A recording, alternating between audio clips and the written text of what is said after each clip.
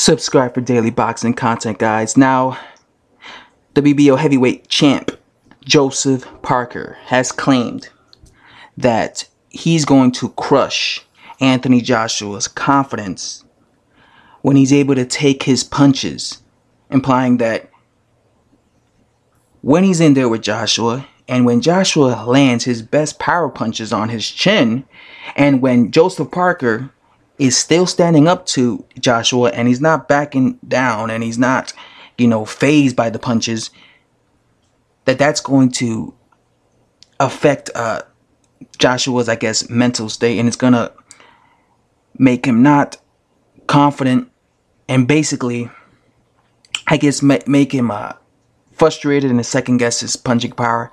And I guess he's saying this because when it comes to punchers, a lot of punchers, they're used to KOing their opponents, and then sometimes, especially when they're like in like a big KO streak, when they're knocking everybody they fight out, then they fight a guy and eventually it goes a distance, and sometimes these fighters mentally break down. You've seen this happen in boxing. I've seen this happen in boxing where a guy, he's hitting a guy with everything he has, and the guy keeps coming and he ends up breaking down. I think like a perfect example of this is David Lemieux versus, I believe his name is Marco Antonio Rubio. If you look at that fight, David Lemieux going into that fight was a puncher. He was knocking everybody out.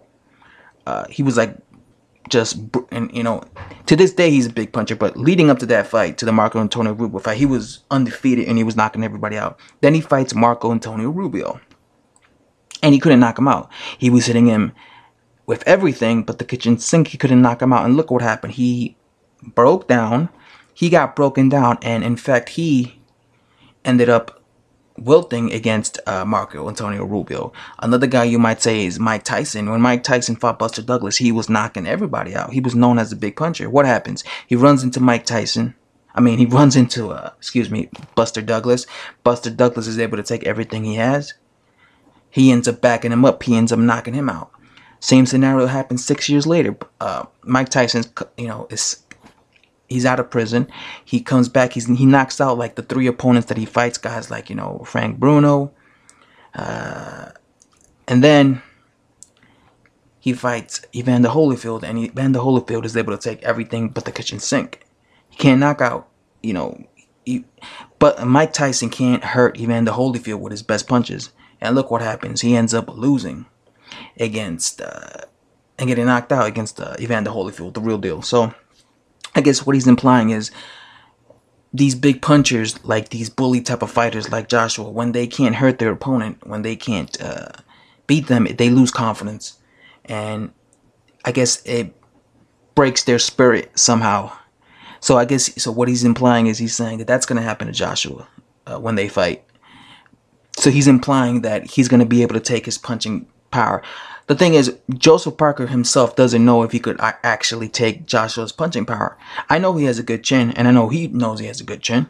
But the point is, he's never been hit by anyone as hard as Anthony Joshua. That's not to say he can't take his punching power, because like I said, in boxing, even in the heavyweight division, there's always going to be that fighter that could take your best shots. I mean, even Takam, if you look at Takam was getting hit with everything that Anthony Joshua was landing on him, and he didn't get knocked out. Takam didn't get knocked out.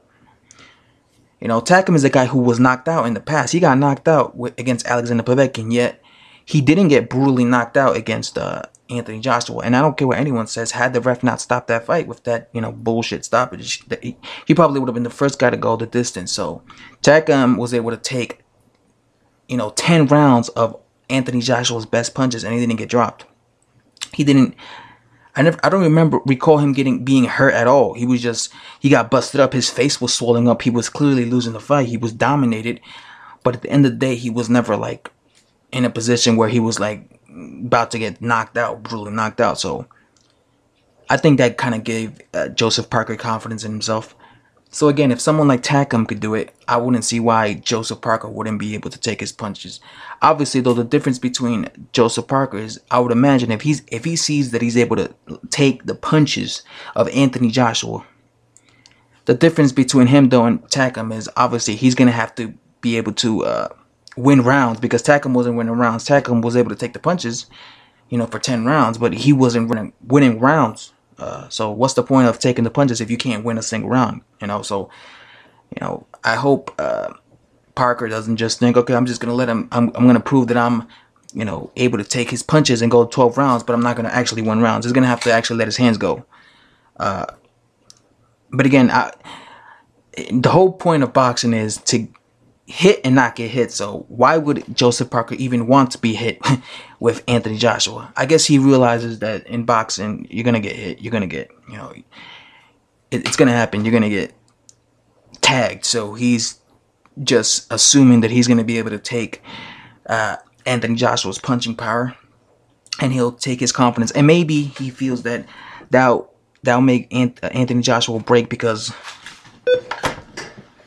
Joshua is not used to fighters taking his punching power, but I don't think he'll break. I only think Anthony Joshua will break if not only the guy is taking his punching power, but if the guy's actually imposing his will on him.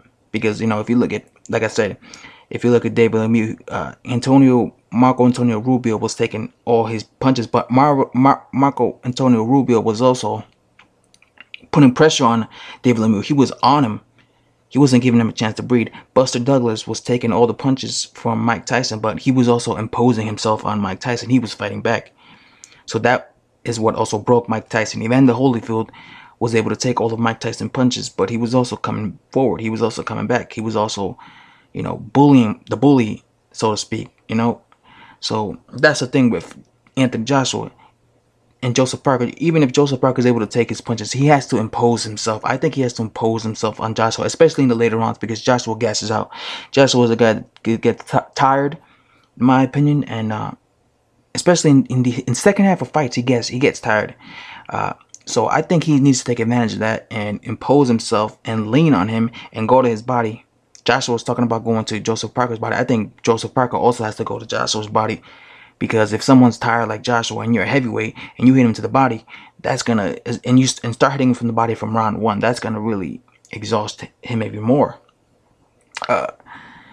And I think Joseph Parker is more of a risk taker than Vladimir Klitschko. Vladimir Klitschko didn't finish off Joshua. I think if Joseph Parker saw that, just gassed and tired, he would probably take advantage of that and impose himself on Joshua and try and stop him, or at least he better. Because if he doesn't, because Joshua's one of those guys, when he gets a second wind, like he'll go after you. He'll finish you off. So if Joshua is in a position where he's exhausted and he's tired, and Parker is able to take all his punishments, and Parker sees that Joshua's tired, he better take advantage of that, and he better go ham on Joshua to his body, uppercuts, left hooks, whatever. Because when Joshua's exhausted, he's extremely vulnerable.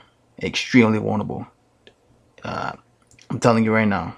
I saw it in the Klitschko fight. And so Parker better take risks. He better not just think he's going to just get these punches and act like that's an achievement. Oh, I was able to go 12 rounds with Joshua. No, actually try to win the fight. But I know he's probably going to try to win the fight because he's a young fighter. He's undefeated. And he seems very confident in himself that he could actually win the fight. And, I don't think the New Zealand has ever had a undisputed heavyweight champion, did they? Right? If Joseph Parker wins when it comes to the heavyweights, right? Have New Zealand ever had an undisputed heavyweight champion? I don't think so. If yes, let me know in the comment section. But I don't think so. But that would be amazing, because he'll be the first New Zealander, I guess, to have 3 belts under his and his 3 belts, and he'll be the number 1 heavyweight. But again, I think Joseph Parker has a lot against him in this fight. I think Anthony Joshua is the A side. I think it's gonna be hard for him to win a decision. This is why I keep saying Joseph Parker has to go for the knockout. He has to take many risks. That's just my opinion. I think he has to take risks against someone like AJ. You have to. You cannot go to someone's backyard and not take risks and try and play safe. I don't want Joseph Parker to just outbox AJ, because I doubt they're gonna, even if he wins rounds, I doubt they're gonna give him the fight. So he has to take risks. And yeah, guys, that's all I have to say. If you watched the video from start to finish, like always, thank you. If you're new to this channel, subscribe. I make boxing content on a daily basis. And yeah, McGregor's